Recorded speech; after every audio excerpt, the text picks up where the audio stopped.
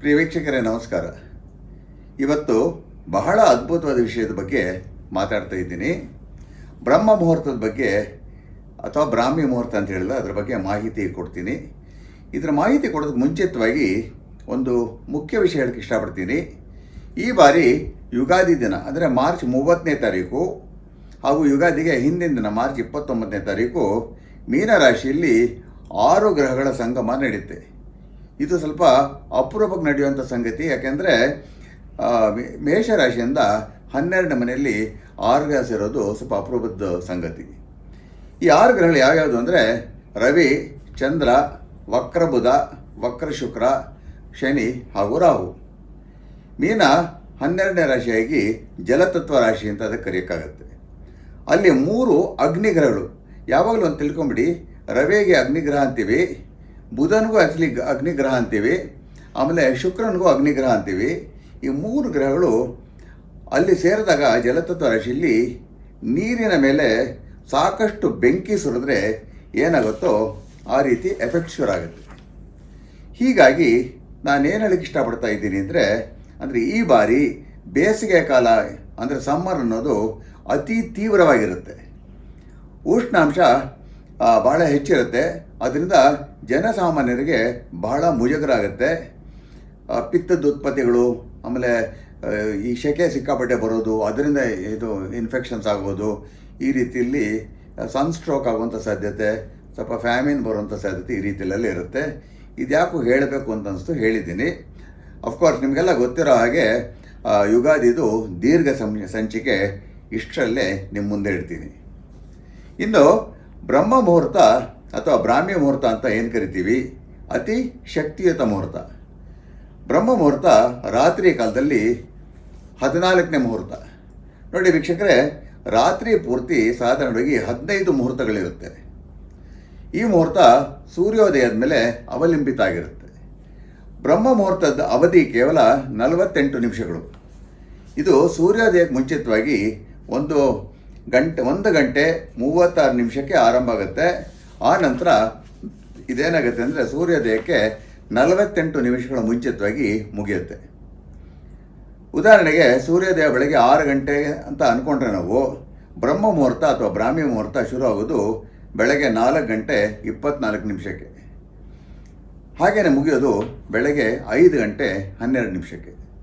ಈ ಸಮಯದಲ್ಲಿ ಯಾರು ಯೋಗ, ಧ್ಯಾನ, ಮಂತ್ರ ಜಪಗಳು ಮಾಡ್ತಾರೋ ಅವರ ಪಾಪಕರ್ಮಗಳು ಬೇಗ ಕರಗತ್ತೆ ಅಂತ ನಮ್ಮ ಗ್ರಂಥಗಳಲ್ಲಿ ಭಾಳ ಸ್ಪಷ್ಟವಾಗಿ ಹೇಳ್ತಾರೆ. ಅವರಿಗೆ ಪರಮಾತ್ಮನ ಸಂಪೂರ್ಣ ಕೃಪಾಕಟಾಕ್ಷ ದೊರೆಯುತ್ತೆ. ಸಮಸ್ಯೆಗಳು ಹಾಗೂ ಕಷ್ಟಗಳನ್ನು ದೂರ ಮಾಡ್ಕೋಬಹುದು. ಬ್ರಹ್ಮ ಮುಹೂರ್ತದಲ್ಲಿ ಸರಳವಾಗಿ ಕೆಲವು ಬೀಜ ಮಂತ್ರಗಳ ಜಪದಿಂದ. ಬೀಜ ಮಂತ್ರಗಳು ಬಹಳ ಶಕ್ತಿಯುತ ಮಂತ್ರಗಳು. ಸಾಕಷ್ಟು ಬೀಜ ಮಂತ್ರಗಳಿದೆ. ಸರಿಯಾಗಿ ನಂಬಿಕೆ ಇಟ್ಕೊಂಡು ಮಾಡಿದ್ರೆ ಅದರಿಂದ ಆಗುವಂಥ ಬೆನಿಫಿಟ್ಸು ಭಾಳ ಹೆಚ್ಚಾಗಿರುತ್ತೆ. ನೋಡಿ ವೀಕ್ಷಕರೇ, ಬೆಳಗಿನ ಜಾವ 2 ಗಂಟೆಯಿಂದ ಸೂರ್ಯೋದಯದವರೆಗೂ ಅಂದರೆ 4 ಗಂಟೆಗಳ ಕಾಲ ಮನುಷ್ಯನ ದೇಹದಲ್ಲಿ ಆಯುರ್ವೇದದ ಪ್ರಕಾರ ವಾತದ ಪ್ರಕೃತಿ ಹೆಚ್ಚಿರುತ್ತೆ. ಆಯುರ್ವೇದದ ಪ್ರಕಾರ ವಾತ ಏನು ಮಾಡುತ್ತೆ ಅಂದರೆ ರಕ್ತ ಚಲಾವಣೆ, ಮತ್ತು ಬೆಳಗಿನ ನಿತ್ಯ ಕರ್ಮಗಳು, ಮಲ ವಿಸರ್ಜನೆ, ಉಸಿರಾಟ ಹಾಗೂ ಮೆದುಳನ್ನು ನಿಯಂತ್ರಣ ಮಾಡುತ್ತೆ. ಇದರಲ್ಲಿ ಏರುಪೇರುಗಳು ಉಂಟಾದರೆ ಮನುಷ್ಯನ ಜೀವನ ಹಾಗೂ ಆರೋಗ್ಯ ಅಸ್ತವ್ಯಸ್ತ ಆಗುತ್ತೆ. ಮೂಲತಃ ಮನುಷ್ಯನ ಮೆದುಳು ಅಂದರೆ ಬುದ್ಧಿ ನಿಯಂತ್ರಣದಲ್ಲಿಲ್ಲದಿದ್ದರೆ ಎಲ್ಲ ರೀತಿಯ ತೊಂದರೆಗಳೂ ಉಂಟಾಗುತ್ತೆ. ಮನುಷ್ಯನ ಬುದ್ಧಿ ಎಷ್ಟು ಚಂಚಲ ಅಂದರೆ ನೋಡಿ, ಪತಂಜಲಿ ಯೋಗ ಸೂತ್ರಗಳಲ್ಲಿ ಹೀಗೆ ಹೇಳುತ್ತೆ: ಮರ್ಕಟಸ್ಯ ಸುರಾಪಾನಂ ಮಧ್ಯವೃಷಿಕ ದಂಶನಂ. ಅದು ದರ್ಶನ ಅಲ್ಲ, ಮಧ್ಯವೃಷಿಕ ದಂಶನಂ. ತನ್ನ ಮಧ್ಯೆ ಭೂತ ಸಂಚಾರೋ ಯದ್ವಾ ತದ್ವಾ ಭವಿಷ್ಯತಿ ಅಂತ. ಅಂದರೆ ಒಂದು ಕೋತಿಗೆ, ಮರ್ಕಟಕ್ಕೆ ಸುರಾಪಾನ ಮಾಡಿಸಿ, ಅಂದರೆ ಸಾರಾಯಿ ಕುಡಿಸಿ, ಒಂದು ಚೇಳನ್ನು ಬಿಟ್ಟು ಕಚ್ಚಿಸಿ, ಆ ನಂತರ ಆ ಕೋತಿ ದೇಹದಲ್ಲಿ ಭೂತ ಪ್ರೇತಗಳನ್ನ ಪ್ರವೇಶ ಮಾಡಿಸಿದರೆ ಆ ಕೋತಿ ಹೇಗಾಡುತ್ತೋ ಮನುಷ್ಯನ ಮನಸ್ಸು ಕೂಡ ಅಷ್ಟೇ ಚಂಚಲ ಅಂತ ನಮ್ಮ ಗ್ರಂಥಗಳಲ್ಲಿ ಹೇಳ್ತಾರೆ. ಬುದ್ಧಿ ಸಂಪೂರ್ಣವಾಗಿ ನಿಯಂತ್ರಣ ಮಾಡಿಕೊಂಡ್ರೆ ಮಾತ್ರ ಮನುಷ್ಯನಿಗೆ ಯಶಸ್ಸು, ಆರೋಗ್ಯ ಹಾಗೂ ಕೀರ್ತಿ ಸಿಗುತ್ತೆ. ಬ್ರಹ್ಮ ಮುಹೂರ್ತದಲ್ಲಿ ಸಾಧಾರಣವಾಗಿ ನೋಡಿ, ಲೆಕ್ಕಾಚಾರ ಹಾಕೋಕ್ಕೆ ಕಷ್ಟ ಆದರೆ ಎಲ್ರಿಗೂ ಲೆಕ್ಕ ಹಾಕಕ್ಕೆ ಬರಲ್ವಲ್ಲ. ಬ್ರಹ್ಮ ಮುಹೂರ್ತವನ್ನು ಒಂದು ಅಂದಾಜು ಅಂದರೆ ಮುಂಜಾನೆ 4:30 ಬೆಳಗಿನ ಜಾವ 5:15 ಅಂತ ನಾವು ಅನ್ಕೋಬೋದು. ಕೆಲವು ನಿರ್ದಿಷ್ಟ ಮಂತ್ರ ಜಪಗಳಿಂದ ಆತ್ಮ ಹಾಗೂ ದೇಹದ ಮೇಲೆ ಒಳ್ಳೆಯ ಪರಿಣಾಮ ಬೀರುವಂಗೆ ಮಾಡ್ಕೋಬೋದು. ಮತ್ತು ಇನ್ನೊಂದು, ಕೆಲವು ನಿರ್ದಿಷ್ಟ ಮಂತ್ರ ಜಪಗಳನ್ನು ಆತ್ಮ ಹಾಗೂ ದೇಹ ಶುದ್ಧಿಯಿಂದ ಮಾಡಿದರೆ ಪೂರ್ವ ಜನ್ಮದ ಕೆಟ್ಟ ಕರ್ಮಗಳು ಕರಗಿ ನಾನಾ ಕಷ್ಟಗಳು ದೂರ ಆಗುತ್ತೆ. ಎಲ್ಲರಿಗೂ ಈ ಕಷ್ಟಗಳು ಇರುತ್ತೆ ವೀಕ್ಷಕರೇ, ಹಾಗೆಯೇ ಇಷ್ಟಾರ್ಥಗಳೂ ಇರುತ್ತೆ. ಕಷ್ಟಗಳನ್ನು ಹೇಗೆ ಸ್ವಲ್ಪ ಮಟ್ಟಿಗಾದರೂ ನಾವು ನಿವಾರಣೆ ಮಾಡ್ಕೋಬೋದು, ಹಾಗೆಯೇ ಇಷ್ಟಾರ್ಥಗಳನ್ನು ಹೇಗೆ ಈಡೇರಿಸ್ಕೋಬೋದು ಅಂತ ಯಾರಿಗೂ ಸರಿಯಾಗಿರೋ ಮಾರ್ಗಗಳಿಲ್ಲ. ಏನೇನೋ ಮಾರ್ಗಗಳನ್ನು ಹುಡುಕ್ತಾರೆ. ಅದೃಷ್ಟವಶಾತ್ ಕೆಲವರಿಗೆ ಲಭ್ಯ ಆಗುತ್ತೆ, ಕೆಲವರಿಗೆ ಲಭ್ಯ ಆಗೋದಿಲ್ಲ. ಮನನಾತ್ರ ಐತಿ ಇತಿ ಮಂತ್ರ ಅಂತ ಅಂದರೆ ಇದರ ಅರ್ಥ ಏನಂದರೆ ಮನಸ್ಸನ್ನು ಹತೋಟಿಗೆ ತರುವಂಥ ಸಾಧನೆಯೇ ಮಂತ್ರ ಅಂತ. ಅದಕ್ಕೆ ಜಪ ಅಂತಲೂ ನಾವು ಕರಿತೀವಿ. ಕೃಷ್ಣ ಭಾಳ ಸ್ಪಷ್ಟವಾಗಿ ಅರ್ಜುನ ಹೇಳ್ತಾನೆ, ಯಜ್ಞಾನಾಂ ಜಪ ಯಜ್ಞೋಸ್ಮಿ ಅಂತ. ಮಂತ್ರಶಕ್ತಿಗೆ ಮಿತಿ ಇಲ್ಲ, ಬುದ್ಧಿಶಕ್ತಿಗೂ ಮಿತಿ ಇಲ್ಲ. ಮನುಷ್ಯನ ಮನಸ್ಸಿನ ಶಕ್ತಿ ಅಪಾರ. ಮಾಹಿತಿಗಾಗಿ ನೋಡಿ ವೀಕ್ಷಕರೇ, ಕೆಲವು ಬೀಜ ಮಂತ್ರಗಳ ಬಗ್ಗೆ ನಾನು ನಿಮ್ಗೆ ತಿಳಿಸ್ತೀನಿ. ಇದು ಭಾಳ ಸುಲಭವಾಗಿರುವಂಥ ಮಾರ್ಗೋಪಾಯಗಳು. ಈಗ ಯಾವ ಕಾರ್ಯಸಿದ್ಧಿಗೆ, ರಕ್ಷಣೆಗೆ ಅಥವಾ ಇಷ್ಟಾರ್ಥಕ್ಕೆ ಯಾವ ಮಂತ್ರಗಳನ್ನ ಜಪಿಸಬೇಕು ಅಂತ ನಾನು ತಮಗೆ ತಿಳಿಸ್ತೀನಿ. ಈಗ ನಾನು ಹೇಳೋದನ್ನು ಸರಿಯಾಗಿ ಗಮನಿಸಿ ವೀಕ್ಷಕರೇ, ಏಕಾಗ್ರತೆಯಿಂದ ದಯವಿಟ್ಟು ಕೇಳಿಸ್ಕೊಳ್ಳಿ. ಎಲ್ಲ ಮಂತ್ರಗಳು ಇವಾಗ ನಾನು ಹೇಳೋದನ್ನು ಉತ್ತರಾಭಿಮುಖ ಮಾಡಬೇಕು, ವೈಖಾರಿಯಲ್ಲಿ, ಅಂದರೆ ಸ್ವಲ್ಪ ಸ್ಪಷ್ಟವಾಗಿ ಜೋರಾಗಿ ಹೇಳ್ಕೋಬೇಕು. ಉಪಾಂಶ ಹಾಗೂ ಮಾನಸಿಕವಾಗಿ ಇದು ಮಾಡಿದ್ರೆ ಪ್ರಯೋಜನಗಳ ಬೀಜ ಮಂತ್ರಗಳು ಸ್ವಲ್ಪ ಜೋರಾಗಿ ಹೇಳಬೇಕಾಗತ್ತೆ. ಆಮೇಲೆ ಕನಿಷ್ಠ ಪಕ್ಷ 300 ಬಾರಿ ಜಪಿಸಬೇಕು. ಬ್ರಹ್ಮ ಮುಹೂರ್ತದಲ್ಲಿ ನೀವು ಅದನ್ನು ನೋಡಿಕೊಂಡು ಶುರು ಮಾಡಿಕೊಳ್ಳಿ. ಹಾಗೆಯೇ ಕನಿಷ್ಠ 7 ತಿಂಗಳಾದರೂ ಅಥವಾ 1 ವರ್ಷದವರೆಗೂ ಆದರೂ ಇದನ್ನು ಮಾಡಿದರೆ ನಿಮಗೆ ಫಲಗಳು ಸಿಗುತ್ತೆ. ಕೆಲವರಿಗೆ ಅದೃಷ್ಟವಶಾತ್ 2 ತಿಂಗಳು ಸಿಗ್ಬೋದು. ಬಟ್ ಆದರೆ ಕನಿಷ್ಠ ಪಕ್ಷ 1 ವರ್ಷ ಮಾಡಿದ್ರೆ ಅದೊಂದು ಬ್ಯಾಂಕಲ್ಲಿ ಡಿಪಾಸಿಟ್ ಥರ ಸೇರಿಕೊಂಡು ಮುಂದಕ್ಕೆ ನಿಮಗೆ ಭಾಳ ಅನುಕೂಲ ಆಗುತ್ತೆ. ಹಾಗೆಯೇ ಒಂದು ಮುಖ್ಯ ರೂಲ್ ಏನಂದರೆ ಸಸ್ಯಾಹಾರ ಮಾತ್ರ ಸೇವಿಸಬೇಕು. ಹಾಗೆಯೇ ದಂಪತಿಗಳ ವಿನಂತಿ ಏನು ಅಂದರೆ, ಎಲ್ಲನೂ ನೀವು 1 ವರ್ಷನೂ ಬ್ರಹ್ಮಚರ್ಯ ಪಾಲನೆ ಮಾಡಿ ಅಂತ ಹೇಳಲ್ಲ, ಸ್ವಲ್ಪ ಇತಿಮಿತಿಲಿದ್ದರೆ ಭಾಳ ಒಳ್ಳೆಯದು. ಯಾಕೆಂದರೆ ಮಂತ್ರಶಕ್ತಿಯಿಂದ ನಮ್ಗೆ ಆ ಪವರ್ ಅಂತ ಬರಬೇಕಾದ್ರೆ ಬ್ರಹ್ಮಚರ್ಯ ಪಾಲನೆ ಮಾಡಿದ್ರೆ ಅದರಲ್ಲಿ ಓಜಸ್ ಶಕ್ತಿ ಅಂತ ಉತ್ಪತ್ತಿ ಆಗುತ್ತೆ. ಆವಾಗ ನಾವು ಮಂತ್ರ ಜಪಗಳು ಮಾಡಿದಾಗ ಎಷ್ಟು ನಾವು ಫಲ ಅಪೇಕ್ಷೆ ಮಾಡ್ತೇವೋ ಅದರ 3ರಷ್ಟು ಫಲ ಸಿಗುತ್ತೆ ಬ್ರಹ್ಮಚರ್ಯ ಪಾಲನೆಯಿಂದ. ಈ ಮಂತ್ರಗಳನ್ನ ಜಪಿಸ್ತಾ ನಮ್ಮ ಸುತ್ತಲೂ ಇರೋಂಥ ಪ್ರಭಾವಳಿ ಅಂತ ಹೇಳ್ತೀವಿ, ಆರಾ ಅನ್ನೋದು, ಅದು ಭಾಳ ಜೋರಾಗಿ ಒಂಥರ ಪ್ರಜ್ವಲಿಸುತ್ತೆ, ಶಕ್ತಿಯುತ ಆಗುತ್ತೆ. ಮನಸ್ಸಿನ ಮೇಲೂ ಹಾಗೂ ದೇಹದ ಮೇಲೂ ಅದ್ಭುತ ಪರಿಣಾಮ ಬೀರುತ್ತೆ. ಶಬ್ದಕ್ಕೆ ಯಾವಾಗಲೂ ಮನುಷ್ಯನ ಮೇಲೆ ಪರಿಣಾಮ ಇದ್ದೇ ಇರುತ್ತೆ. ನಾನು ಯಾವಾಗಲೂ ಹೇಳ್ತಾ ಇರ್ತೀನಿ. ಕೆಲವು ಮಂತ್ರ ಜಪಗಳು ಮಾಡಿದಾಗ ನಮ್ಮ ದೇಹ ಹಾಗೂ ಮನಸ್ಸಿನ ಮೇಲೆ ಅದು ಶುದ್ಧೀಕರಣ ಅಂತ ಮಾಡುತ್ತೆ. ಅದು ನಮಗೆ ಒಂಥರ ದೈವಶಕ್ತಿ ಅಂತ ಉಂಟಾಗುತ್ತೆ. ಇನ್ನು ಹೆಚ್ಚಿನ ಆಸಕ್ತಿ ಇರೋರು ಬೇಕಾದರೆ 500 ಬಾರಿನೂ ಜಪಿಸ್ಬೋದು. ಕನಿಷ್ಠ 300 ಬಾರಿ ಇರಲೇಬೇಕು. ಗರಿಷ್ಠಕ್ಕೆ ಲೆಕ್ಕ ಇಲ್ಲ. ಬ್ರಹ್ಮ ಮುಹೂರ್ತದ ಅವಧಿಯಲ್ಲೇ ಮಂತ್ರ ಜಪಗಳನ್ನು ಮುಗಿಸ್ಬೇಕು ಅಂತ ರೂಲ್ಸ್ ಇಲ್ಲ. ಬ್ರಹ್ಮ ಮುಹೂರ್ತಕ್ಕೆ ಶುರು ಮಾಡಿಕೊಂಡ್ರೆ ಎಷ್ಟೊತ್ತಿಗಾದರೂ ನೀವು ಮುಗಿಸ್ಕೋಬೋದು. ಬ್ರಹ್ಮ ಮುಹೂರ್ತಕ್ಕೆ ಒಂದು ಅರ್ಧ ಅಥವಾ 3/4 ಗಂಟೆ ಮುಂಚಿತವಾಗಿ ಎದ್ದು ಸ್ನಾನ ನಿತ್ಯಾದಿ ಕರ್ಮಗಳನ್ನು ಮಾಡಿಕೊಂಡು ಶುದ್ಧ ಮನಸ್ಸಲ್ಲಿ ನಾನು ಹೇಳೋ ಮಂತ್ರಗಳನ್ನ ಜಪಿಸಬೇಕು. ಮಂತ್ರ ಉಚ್ಚಾರಣೆ ಸ್ಪಷ್ಟವಾಗಿರಬೇಕು. ಅದಕ್ಕೊಂದು ರೆಕಮೆಂಡೇಶನ್ ಅಂದರೆ, ಯಾರಾದರೂ ಈ ಸಿಕ್ಕಾಪಟ್ಟೆ ಅಡಿಕೆಗಳು ತಿನ್ನೋದು ಅಥವಾ ಬೀಡಾಗಳು ಹಾಕೋದೆಲ್ಲ ಮಾಡ್ತಾಯಿದ್ರೆ ಅವ್ರ ನಾಲಿಗೆ ತಪ್ಪಾಗಿ ಶುದ್ಧೀಕರಣ ಸಿಗೋದಿಲ್ಲ. ಸ್ಪಷ್ಟವಾಗಿ ಹೇಳೋಕ್ಕೆ ಕಷ್ಟ ಆಗುತ್ತೆ. ಆದಷ್ಟು ಮಟ್ಟಿಗೆ ಇಂಥದ್ದೆಲ್ಲ ಬಿಟ್ಬಿಟ್ರೆ ಬಹಳ ಒಳ್ಳೆಯದು. ಮತ್ತು ಭಾಳ ಆತರವಾಗಿ ಮಾಡ್ಬೋದು. ನಮ್ಗೆ ಆಫೀಸಿಗೆ ಲೇಟಾಗೋಯ್ತು ಅಂತ ಅಂದ್ಬಿಟ್ಟು ಅರ್ಧಂಬರ್ಧ ಹೇಳ್ಕೊಂಡು ಹೋಗಬಾರ್ದು. ನಾವು ದೇವರ ಕೊಡೋ ಸ್ವಲ್ಪ ಹೊತ್ತು ಸ್ಪಷ್ಟವಾಗಿ ಕರೆಕ್ಟಾಗಿ ಕೊಡಬೇಕಾಗತ್ತೆ. ನೋಡಿ ವೀಕ್ಷಕರೇ, ಮೊದಲನೇದಾಗಿ ಮೊದಲ ಮಂತ್ರ ಈಗ ನಾನು ಹೇಳೋದು ಅಡಚಣೆಗಳಿಗೆ ಹಾಗೂ ಕಷ್ಟಗಳನ್ನ ದೂರ ಮಾಡ್ಕೊಳ್ಳೋಂಥದ್ದು. ಅದಕ್ಕೆ ಹೇಳೋಂಥ ಮಂತ್ರ ಇದು. ಇದಕ್ಕೆ ಗಣಪತಿ ಬೀಜ ಮಂತ್ರ ಅಂತ ಕರಿತೀವಿ. ಈ ಮಂತ್ರ ಹೇಗೆ ಹೇಳಬೇಕು ಅಂದರೆ, ನಾನು ಇದನ್ನು ಎಲ್ಲ ಮಂತ್ರಗಳು 3 ಬಾರಿ ಹೇಳ್ತೀನಿ, ಅವಾಗ ನಿಮಗೆ ಕನ್ಫ್ಯೂಷನ್ ಇರಲ್ಲ. ಈ ಮಂತ್ರ ಹೆಂಗೆ ಬರುತ್ತೆ ಅಂದರೆ, ಗಣಪತಿದು ಗಂ ಗ್ಲೌಂ ಗಂ ಗ್ಲೌಂ ಗಂ ಗ್ಲೌಂ ಈ ರೀತಿಯಲ್ಲಿ ಮಾಡ್ಕೊಂಡೋಗಿ.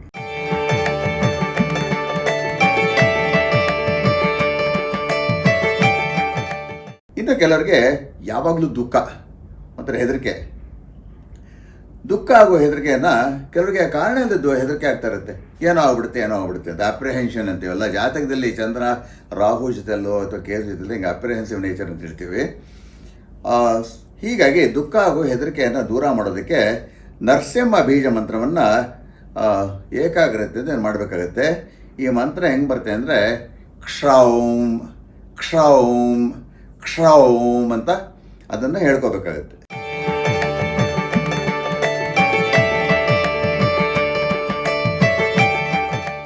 ಇನ್ನು ಎಷ್ಟೋ ಜನ ನನ್ನ ಹತ್ರ ಬರ್ತಾರೆ, ಸರ್ ನಾವು ಸಿವಿಲ್ ಸರ್ವಿಸಸ್ಗೆ ಕಾಂಪಿಟೇಟಿವ್ ಎಕ್ಸಾಮ್ ಬರೀತಾನೆ ಇದ್ದೀವಿ 3 ವರ್ಷದಿಂದ, ಯಾಕೋ 1 ಮಾರ್ಕು 4 ಮಾರ್ಕಲ್ಲಿ ಹೋಗ್ತಾ ಇದೆ, ನಮಗೆ ಭಾಳ ಆಸೆ ಇದೆ ಸಿವಿಲ್ ಸರ್ವಿಸಸ್ ಸಕ್ಸಸ್ಫುಲ್ ಆಗಬೇಕು ಅಂತ. ಏನೋ ಒಂದು ಅಡ್ಡಿ ಆತಂಕ ಬರ್ತಾಯಿದೆ, ಯಾಕೆ ಅಂತ ಅರ್ಥ ಆಗ್ತಾಯಿಲ್ಲ, ಏನು ಮಾಡಬೇಕು ಅಂತ ಕೆಲವರು ಕೇಳ್ತಾರೆ. ಇನ್ನು ಕೆಲವು ವಿದ್ಯಾರ್ಥಿಗಳು ಅನಿರೀಕ್ಷಿತವಾಗಿ ನೋಡಿ ಎಷ್ಟೋ ಜನ ಹೇಳ್ತಾರೆ 9th ಭಾಳ ಜನ ಓದ್ತಾ ಇದ್ದ ನಮ್ಮ ಮಗ 10th ಟುಸ್ ಆಗಿಬಿಟ್ಟ ಅಂತಾರೆ, ಇಲ್ಲ 10th ಜನ ಹೋಗಿದ್ರೆ PUC ಟುಸ್ ಆಗಿಬಿಟ್ಟ ಅಂತಾರೆ, ಇಲ್ಲ PUC ಜನ ಹೋಗ್ಬಿಟ್ಟು ಡಿಗ್ರಿಯಲ್ಲಿ ಟುಸ್ ಆಗಿಬಿಟ್ಟ ಅಂತಾರೆ. ಸಡನ್ನಾಗಿ ಅದೊಂದು ಸರ್ತಿ ದಶಾಭುಕ್ತಿಗಳ ಬದಲಾವಣೆ ಬಂದಾಗ ಈ ರಾಹು ದಶೆ ಅಂಥದ್ದೆಲ್ಲ ಕಡೆ ಭಾಗ ಬಂದು ಹೀಗಾಗತ್ತೆ, ಅದು ಬೇರೆ ವಿಷಯ. ಹೀಗಾಗಿ ವಿದ್ಯಾಪ್ರಾಪ್ತಿಗೆ ಹಾಗೂ ಜ್ಞಾನಕ್ಕೆ ಸರಸ್ವತಿ ಬೀಜ ಮಂತ್ರವನ್ನು ನಾವು ಅದನ್ನು ಬಳಸಬೇಕಾಗತ್ತೆ. ಈ ಮಂತ್ರ ಭಾಳ ಚಿಕ್ಕ ಮಂತ್ರ. ಯಾವ ರೀತಿ ಹೇಳಬೇಕು ಅಂದರೆ ಐಂ ಐಂ ಐಂ ಹಿಂಗೆ ಮಾಡ್ಕೋಬೇಕಾಗತ್ತೆ.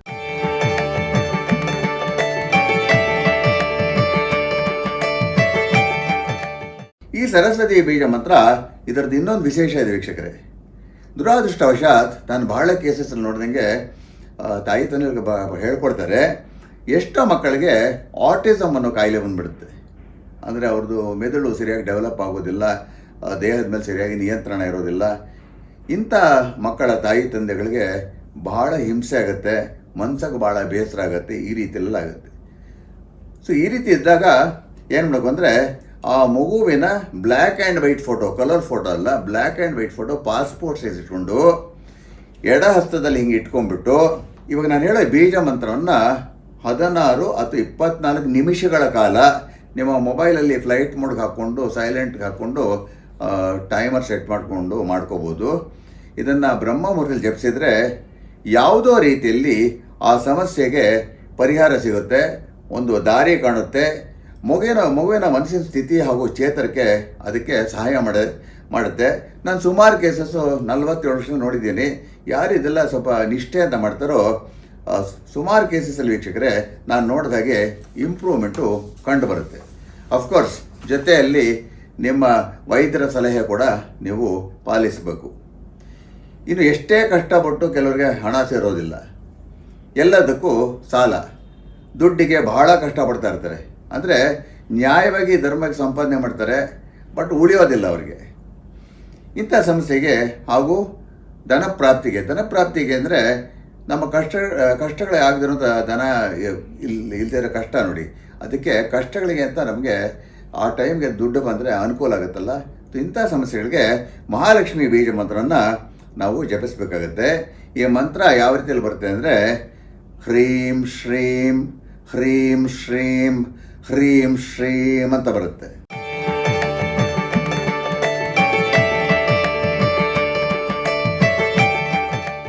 ಇಷ್ಟು ಬಂದು ವೀಕ್ಷಕರೇ ಮಹಾಲಕ್ಷ್ಮಿಗೆ ಮತ್ತು ಹಣಕ್ಕೆ ಸಂಬಂಧಪಟ್ಟ ವಿಷಯಕ್ಕೆ ಬೀಜ ಮಂತ್ರ.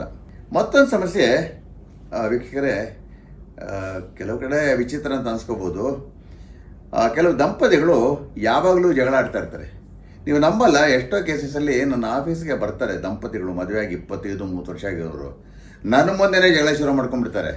ಇವಾಗ ನಾನು 1 ಅವರ್ ಕನ್ಸಲ್ಟೇಷನ್ ಕೊಟ್ಟರೆ ಅವರು ಅರ್ಧ ಗಂಟೆ ಬರೀ ಅವರೇ ಜಗಳ ಆಡ್ತಾ ಇರ್ತಾರೆ. ನನಗೆ ಉಳಿದಿರೋದು ಬರೀ ಅರ್ಧ ಗಂಟೆ. ಅವ್ರನ್ನ ಸಮಾಧಾನ ಮಾಡೋಕ್ಕೆ ನನಗೊಂದು ಹರಸಾಹಸ ಪಡಬೇಕಾಗತ್ತೆ.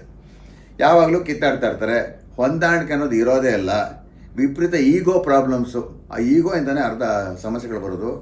ದಂಪತಿಗಳಲ್ಲಿ ಈಗೋ ಇರಬಾರ್ದು, ಇಬ್ಬರು ಸಮ ಅಂತ ಅನ್ಕೋಬೇಕು. ಸಾಮ್ಯತೆ ಅನ್ನೋ ಪದಕ್ಕೆ ಅರ್ಥವೇ ಇರೋದಿಲ್ಲ. ಮದುವೆಗೆ 30, 35, 40 ವರ್ಷ ಆಗಿರೋರು ನೋಡ್ತೀನಿ, ದಿನನಿತ್ಯ ಬೆಳಗ್ಗೆ ಜಗಳ, ರಾತ್ರಿ ಜಗಳ, ಮಧ್ಯಾಹ್ನ ಜಗಳ, ಬಟ್ ಒಬ್ಬರನ್ನೊಬ್ಬರು ಬಿಟ್ಟು ಹೋಗಲ್ಲ.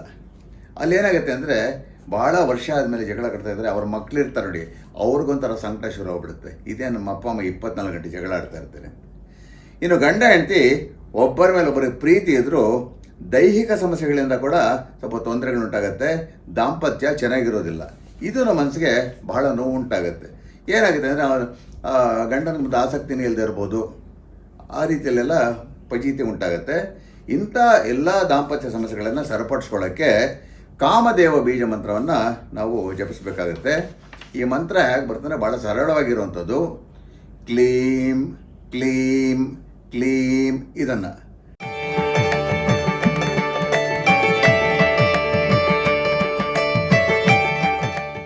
ಕೆಲವರು ಎಷ್ಟೇ ಒಳ್ಳೆಯವರಾಗಿದ್ದರೂ ಎಲ್ಲ ಕಡೆ ಅವರಿಗೆ ವೈರತ್ವ, ಶತ್ರುಬಾಧೆ, ಆಫೀಸಲ್ಲಿರ್ಬೋದು, ಸಂಬಂಧಗಳಲ್ಲಿರ್ಬೋದು, ಸ್ನೇಹದಲ್ಲಿರ್ಬೋದು, ಯಾವಾಗಲೂ ಜಗಳ, ಯಾವಾಗಲೂ ಶತ್ರುಬಾಧೆ.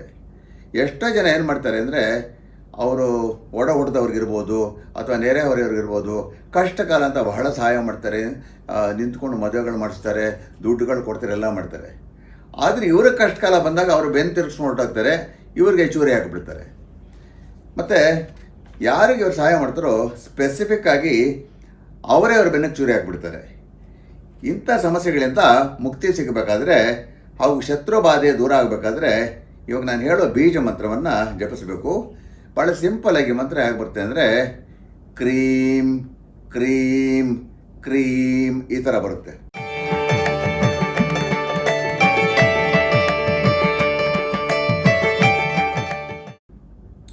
ಹಾಗೆಯೇ ಎಷ್ಟೋ ರೈತ ಬಾಂಧವರು, ನಮಗೆ ಅನ್ನ ಹಾಕೋರು, ನಮ್ಮ ಅನ್ನದಾತರು ಬಹಳ ಬಾಧಿತರಾಗಿರ್ತಾರೆ.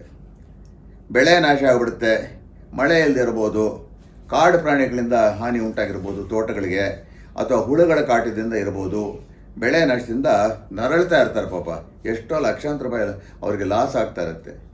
ಈ ಸಮಸ್ಯೆಯಿಂದ ಮುಕ್ತಿ ಸಿಗಬೇಕಾದ್ರೆ ಅಫ್ಕೋರ್ಸ್ ಮಿಕ್ಕಿದ್ದವರು ಅದೆಲ್ಲ ಪ್ರಿಕಾಷನ್ಸ್ ತಗೊಂಡು, ಆಮೇಲೆ ಹಾಗೆಯೇ ಒಳ್ಳೆ ಬೆಳೆ ಬರಬೇಕಾದ್ರೆ ಈಗ ನಾನು ಹೇಳೋ ಬೀಜ ಮಂತ್ರವನ್ನು ಉತ್ತರಾಭಿಮುಖ ಸಾಮೂಹಿಕವಾಗಿ, ಅಂದರೆ ರೈತ ಬಾಂಧವರು ಏನು ಮಾಡಬೇಕು ಅಂದರೆ ಸಾಮೂಹಿಕವಾಗಿ, ಅಂದರೆ ಕನಿಷ್ಠ 40 ಮಂದಿ, ಇಲ್ಲ 108 ಮಂದಿ, ಇಲ್ಲ 216 ಮಂದಿ, ಇಲ್ಲ 540 ಮಂದಿ ಬ್ರಹ್ಮ ಮುಹೂರ್ತದಲ್ಲಿ ಈಗ ನಾನು ಹೇಳೋ ಬೀಜ ಮಂತ್ರವನ್ನು ಏಕಾಗ್ರತೆಯಿಂದ ಒಂದೇ ಧ್ವನಿಯಲ್ಲಿ ಜಪಿಸಬೇಕಾಗುತ್ತೆ.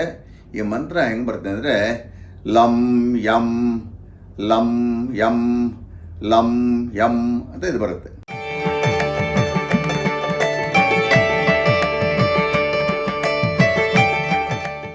ಇನ್ನು ವಿದ್ಯಾಸಾಧನೆಗೆ ಇನ್ನೊಂದು ದಾರಿ ಪೂರಕರು ಕೊಡ್ತಾರೆ.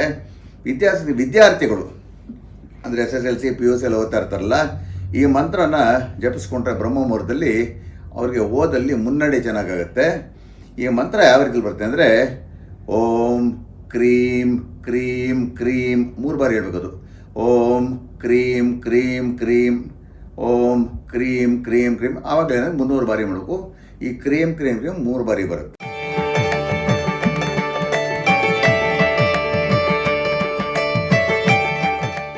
ಇನ್ನು ಬಹಳ ಜನ ಆಧ್ಯಾತ್ಮದ ಕಡೆ ವಾಲ್ತಾ ಇರ್ತಾರೆ.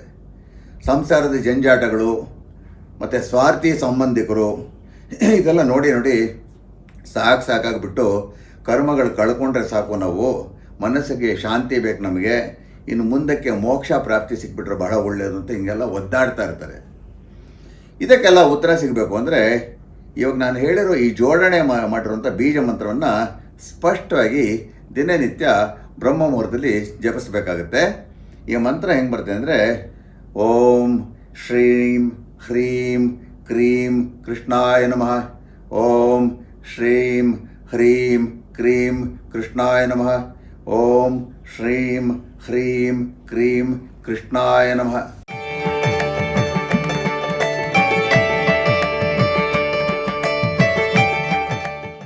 ಹಾಗೆಯೇ ಹಣಕಾಸಿನ ಸಮಸ್ಯೆಗಳಿಂದ ಮುಕ್ತಿ ಪಡೆಯೋದಕ್ಕೆ ಮತ್ತೊಂದು ಬೀಜ ಮಂತ್ರಗಳ ಜೋಡಣೆ ಹೀಗಿರುತ್ತೆ. ಇಷ್ಟು ಬೀಜ ಮಂತ್ರಗಳನ್ನ ಭಕ್ತಿಯಿಂದ ಸ್ಪಷ್ಟವಾಗಿ ಜಪಿಸಬೇಕು.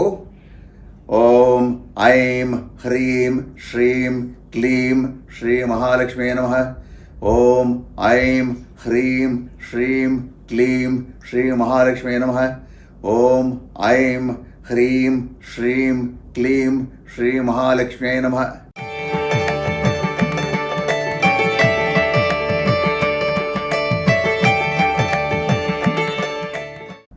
ಹಾಗೆ ನೋಡಿದ್ರೆ ಮನುಷ್ಯನಿಗೆ ಅತಿ ಮುಖ್ಯ ಅಂಗ ಅಂದರೆ ಕಣ್ಣು.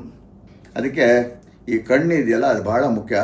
ದುರಾದೃಷ್ಟವಶಾತ್ ಎಷ್ಟೋ ಜನರಿಗೆ ಸರ್ವೇಂದ್ರಿಯಾಣಂ ನಯನಂ ಪ್ರಧಾನಂ ಅಂತ ಹೇಳ್ತಾರೆ. ದುರಾದೃಷ್ಟವಶಾತ್ ಎಷ್ಟೋ ಜನರಿಗೆ ಬೇರೆ ಬೇರೆ ರೀತಿಯ ಕಣ್ಣಿನ ಸಮಸ್ಯೆ ಕಾಡ್ತಾನೆ ಇರುತ್ತೆ. ಮಕ್ಕಳಿಗಿರ್ಬೋದು, ಹಿರಿಯರಿಗಿರ್ಬೋದು, ಮಧ್ಯವಯಸ್ಕರಿಗಿರ್ಬೋದು, ಯಾರಿಗಾದ್ರೂ ಇರ್ಬೋದು. ಇದರಿಂದ ಭಾಳ ಜನ ಮುಜುಗರ, ಅವ್ರಿಗೆ ದುಃಖ. ಹಾಗೆ ಅಫ್ಕೋರ್ಸ್ ಒಳ್ಳೆಯ ಕಣ್ಣಿನ ವೈದ್ಯರ ಸಲಹೆ ಹಾಗೂ ಚಿಕಿತ್ಸೆ ಪಡ್ಕೊಳ್ಳೇಬೇಕಾಗತ್ತೆ. ಅದರ ಜೊತೆಗೆ ಪರಮಾತ್ಮನ ಆಶೀರ್ವಾದದಿಂದ ಕಣ್ಣಿನ ಸಮಸ್ಯೆಗಳು ದೂರ ಆಗಬೇಕಾದ್ರೆ ಇವಾಗ ನಾನು ಹೇಳೋ ಮಂತ್ರ ಕೂಡ ಪೂರ್ವಾಭಿಮುಖ. ನಾನು ಇಷ್ಟೊತ್ತು ಹೇಳಿದ್ದು ಎಲ್ಲ ಮಂತ್ರಗಳು ಉತ್ತರಾಭಿಮುಖ ಅಂತ. ಬಟ್ ಕಣ್ಣಿಗೆ ಸಂಬಂಧಪಟ್ಟಿದ್ದು ಮಾತ್ರ ಪೂರ್ವಾಭಿಮುಖ. ಯಾಕಂದರೆ ಸೂರ್ಯನಿಗೆ ಸಂಬಂಧಪಟ್ಟಿದ್ದು ಬರುತ್ತೆ. ಆಮೇಲೆ ಸೂರ್ಯನಿಗೆ ಚಕ್ಷು ಸೂರ್ಯ ಅಜಾಯತ ಅಂತ ಹೇಳ್ತೀವಿ. ಮಿಕ್ಕಿದ ಮಂತ್ರಗಳಲ್ಲೂ ಎಲ್ಲ ಉತ್ತರಾಭಿಮುಖ. ಈ ಮಂತ್ರ ಯಾವ ರೀತಿಯಲ್ಲಿ ಬರುತ್ತೆ ಅಂದರೆ ನೋಡಿ, ಓಂ ಅರುಣ ಹ್ರೀಂ ಫಟ್ ಸ್ವಾಹ ಅಂತ ಬರುತ್ತೆ. ಓಂ ಅರುಣ ಹ್ರೀಂ ಫಟ್ ಸ್ವಾಹ ಅಂತ ಹೇಳ್ಬೋದು, ಪಟ್ ಸ್ವಾಹ ಅಂತ ಹೇಳ್ಬೋದು. ಓಂ ಅರುಣ ಹ್ರೀಂ ಫಟ್ ಸ್ವಾಹ, ಇದನ್ನು ಮಂತ್ರ ಮಾಡ್ಕೋಬೇಕು.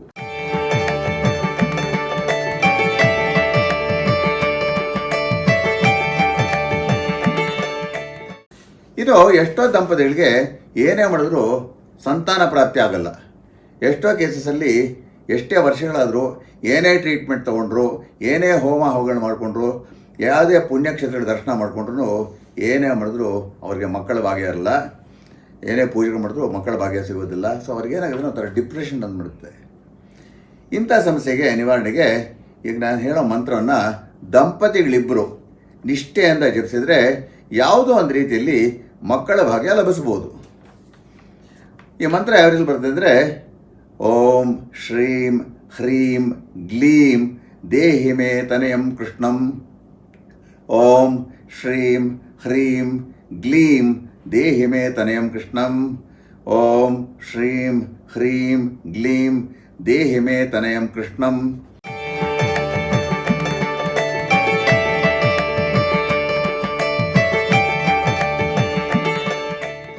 ಇಷ್ಟ ವೀಕ್ಷಕರೇ, ಬ್ರಹ್ಮಮುಹೂರ್ತದ ಹಾಗೂ ಬೀಜ ಮಂತ್ರಗಳ ಉಪಯುಕ್ತ ಹಾಗೂ ಮಾಹಿತಿ ಎಂದಿನಂತೆ ತಮಗೆಲ್ಲ ಈ ಸಂಚಿಕೆಯಿಂದ ಕೂಡ ಒಳ್ಳೆಯದಾಗುತ್ತೆ ಅಂತ ಭಾವಿಸ್ತಾ ತಮ್ಮೆಲ್ಲರಿಗೂ ನನ್ನ ಪ್ರೀತಿಯ ಗೌರವಾನ್ವಿತ ನಮಸ್ಕಾರಗಳು. ಕೃಷ್ಣಂ ವಂದೇ ಜಗದ್ಗುರುಂ.